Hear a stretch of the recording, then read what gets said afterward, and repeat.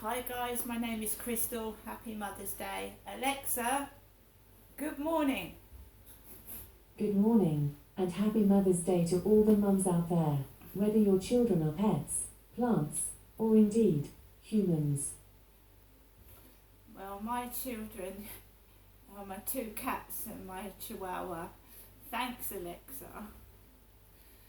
Right, Alexa, what's the time, please? The time is 10:11 a.m. Right, guys, so I just feel so tired.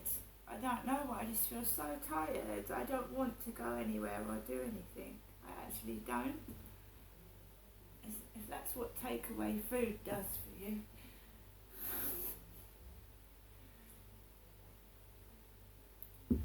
I'm quite happy. I've got everything.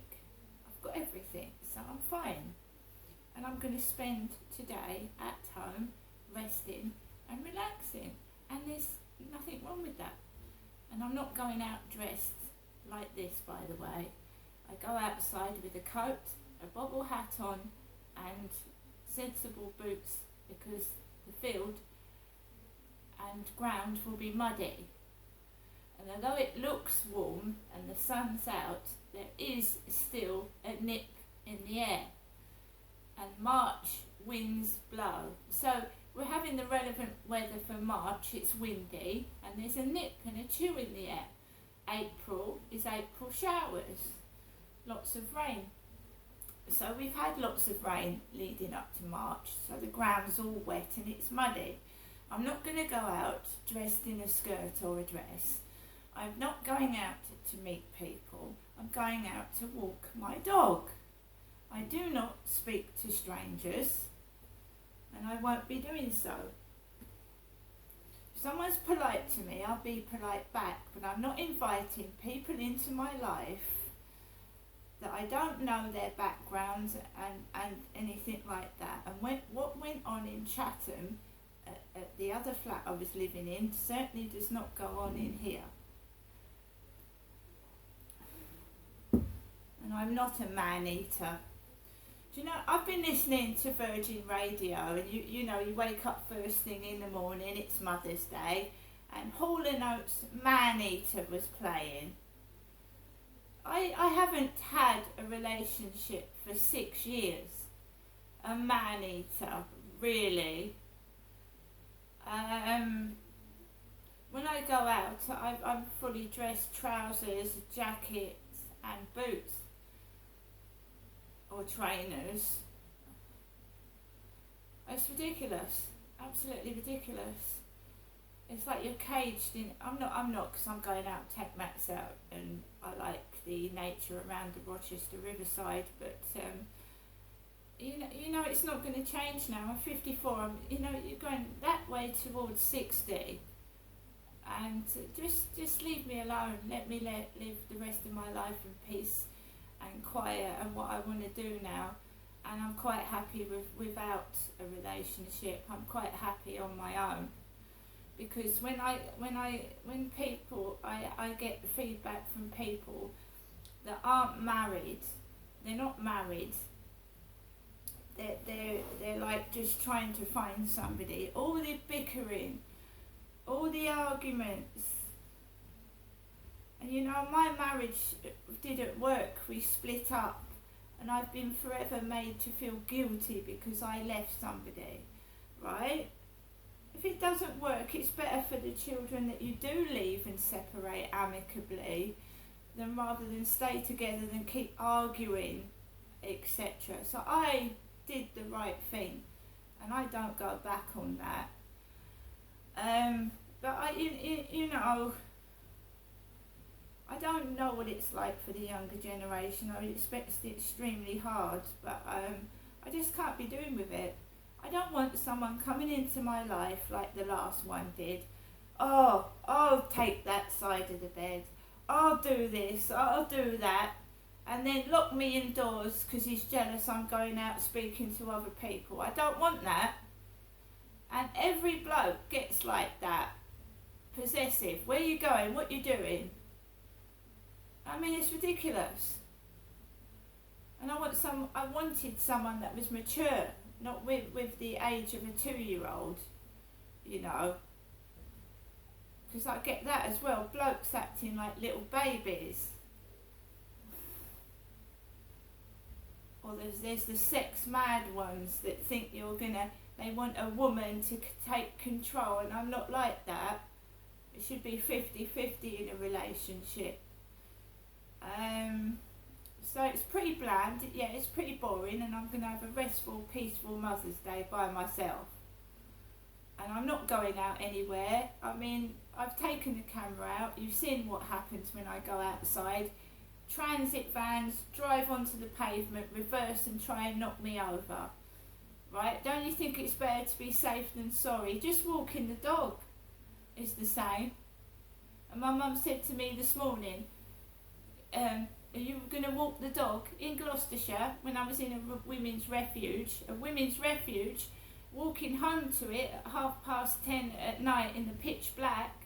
My mother would ring from Chatham to me, who was living in a refuge in Gloucestershire. I was got off the bus, was walking down, I think it was Brunswick Road, going towards the women's refuge, which was just off Spa Road.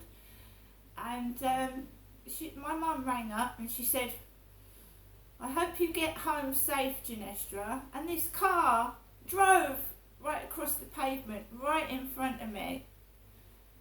It's been going on for years, this intimidation. Why can't I go out and mix and socialise? Why can't when I do have a job, I get sexually touched? Why can't I just be left alone?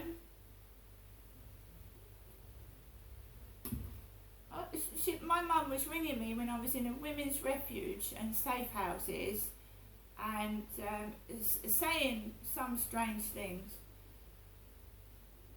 I've said before, she rang me up and I was very, very ill. I was very, very sick. I don't know whether I'd been poisoned or drugged, and I couldn't get out of bed. And my mum rang me from Chatham about 7:30 in the morning, and I could hardly breathe. I had blisters at the back of my throat. I could hardly eat. I answered the phone. Hello, Mum. Hello, Jennifer. She went, now, she said, you can't stay in bed all day. She said, you need to get up, get out, walk into the town centre, get yourself a mop and bucket, and get yourself some ice cream. There was 2 things wrong with that. I didn't have the strength to walk into town to get a mop and bucket. I was very, very ill. I nearly died. And basically, I didn't have a freezer. So I couldn't get ice cream. I couldn't get a tub of ice cream because I didn't have a freezer. The domestic violence agency that had put me in this, it wasn't a safe house, it was dangerous, it was falling apart, and the people were nasty to me, and I felt I was trapped in a cellar. It was like under the ground, this flat, this safe house flat. And they'd taken my money, you get £300 back then to get new items for your home if you was on benefit.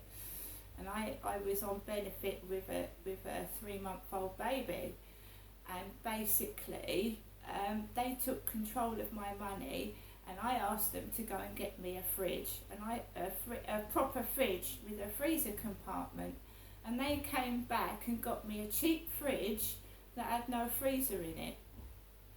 Because I'd been almost, I don't know whether I'd eaten something bad, poisoned, whatever, I couldn't breathe or eat properly, so I had to rely on these people to go and do shopping for me, and they bought me a load of old cheap tacky rubbish. They took advantage of me and bought me a load of shit. They bought me a dirty old sofa. It was dirty and disgusting. They used my benefit money to buy me a cheap dirty sofa, a cheap fridge with no freezer in it, and that's what they do. They take advantage of you if you're vulnerable. And that's what happened to me. But my mum used to ring up and say the most ridiculous things. She went, I was 40 years old, and she went, Ginestra, you need to come off the pill. I said, what are you telling me that for, Mum? I just had Tony, my last child. He was 3 weeks old. You need to come off the pill.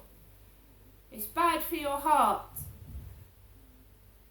And to my knowledge, I didn't have heart problems, but my mum Jennifer told me to come off the pill when I was bringing up my 3-week-old baby.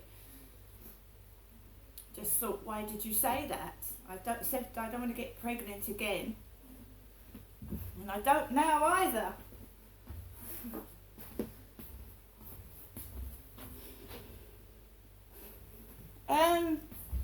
They were tough times. A women's refuge in a safe house. And Mother's Days split up from my ex-husband. I didn't see my kids. Mother's Days, I didn't see my kids properly at Christmas. Mother's Days, birthdays, he had the kids. Pancake Day. Oh, I'm going to have the kids pancake day.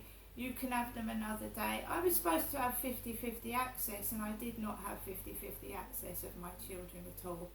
And when I did get access, it was a battle to keep them, and it was hard and it was difficult, and I suffered extreme abuse and bullying, and it was so hard to get through those years and stay alive. I did almost die, and between my ex-husband and my mother, who were continually calling me, I also nearly went round the bend. I'd had enough. I'd done nothing wrong, and I was being punished and put in inadequate accommodation and being bullied by refuge staff, domestic support workers, being bullied. Just bullied, and they were calling me Jenny, and I wasn't Jenny. I've told you all this before. And they tried to give me medication that was meant for a schizophrenic, and it could have killed me, because one of the doctors down here told me it's bad for your heart, some schizophrenic medication. So giving that to someone who hasn't got schizophrenia, I don't know what that would do.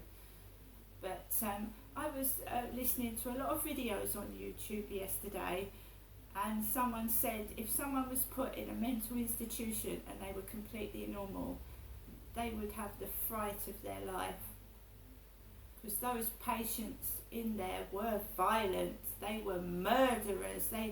One lad had killed his mother. So if you are completely normal and you've been wrongly put in there and there's nothing wrong with you, there's murderers, there's people that have given extreme violence to other people, and it does happen. And a lot of men do it because they don't want to get in trouble with the police, they don't want to go to jail. They will say their wife or their girlfriend is a lunatic, and there could be child abusers, they could be rapists, they're domestic violence abusers, and they manage to convince workers, doctors, that their wife or girlfriend is mad, and they know they're guilty, and they're so smug. Oh, I like your dress, they'll say to a solicitor, and the solicitor will turn around to you and say, well, he's a lovely man, why are you taking him to court? He's lovely. And you've suffered years of domestic violence, and you've got a trainee social worker, a trainee solicitor saying to you that why are you saying he's nasty, and they've only known him a week. They need training. They need training. These professionals need training. Some of these men are tricksters, con artists, child abusers, rapists, women beaters, and these professionals are not given enough training, and they manage to dupe judges, professionals, doctors, police, that their partner is mad, because of course they don't want to go to jail, they don't want to take the rap for what they've done. They're quite prepared for their wife or girlfriend to take their place and go to prison. And they're very good, these psychopaths are very manipulative. And we all know, and we've made mistakes in the past, and we should learn from and stop this. Stop it.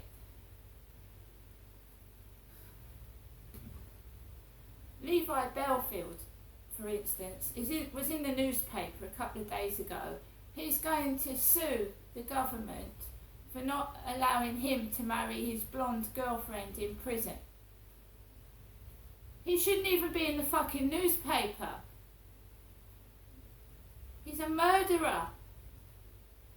Should a murderer have any rights at all when they've taken a kid, a woman, a man's child, life, whatever? Should they have rights at all? When a normal, common member of the public who's done nothing wrong has got no rights at all, but a prisoner can sue the government. And he's allowed to. And it enrages me. And when police come round to your flat and give you bullshit, when you call 999 they give you a load of bullshit, making excuses for violent behaviour, it disgusts me. Absolutely disgusts me. If this country is to grow and to thrive, you have got to punish people that do things wrong. And you don't just give them a slap on the wrist, a community service order. You make sure they never offend again.